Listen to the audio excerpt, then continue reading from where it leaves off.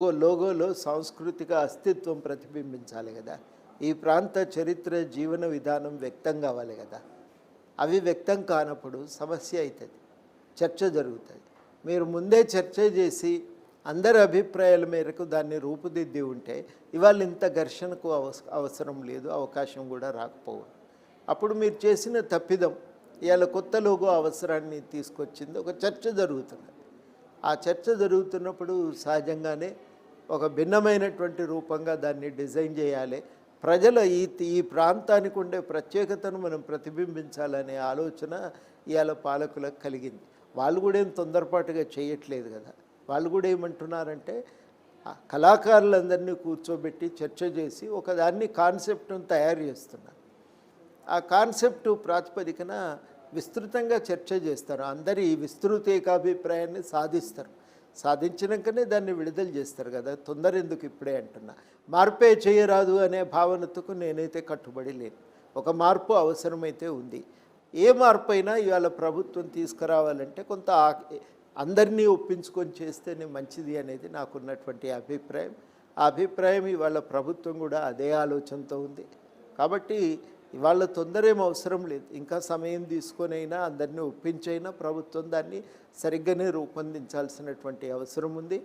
ఆ కాన్సెప్టు అందరికీ మెచ్చి అందరి సమ్మతి ప్రకారం దాన్ని ఫైనలైజ్ చేసి ప్రభుత్వం దాన్ని విడుదల చేస్తుంది. అంటే కోదండరాం సారు తెలంగాణ ఉద్యమాన్ని 8 నుంచి 14 మధ్య విస్తృతంగా నడిపిన ఒక ప్రొఫెసర్. అంటే పిల్లలకు పాఠాలు ఎలా చెప్తాడో ఉద్యమాన్ని కూడా అలా నడిపాడు. సాగరహారం కావచ్చు, సకల జనుల సమ్మె కావచ్చు. ఇప్పుడున్న ప్రభుత్వానికి ఎలాంటి సూచనలు చేస్తున్నారు? అంటే ఇలాంటి వివాదాలు తలెత్తకుండా ఒక సామరస్య ధోరణిలో ముందుకు వెళ్ళే విధంగా ఏదున్నా ప్రజాస్వామిక పద్ధతుల్లో పోతే సరిపోతుంది.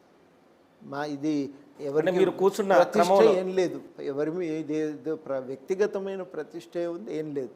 తెలంగాణ ప్రతిష్టే ముఖ్యం కదా. తెలంగాణ ప్రతిష్టే ముఖ్యమైనప్పుడు ఆ ప్రతిష్టని ఇనుమడింపి చేసే రీతిలోనే లోగో తయారు చేస్తారు, లోగో ప్రజెంట్ కూడా చేస్తారు.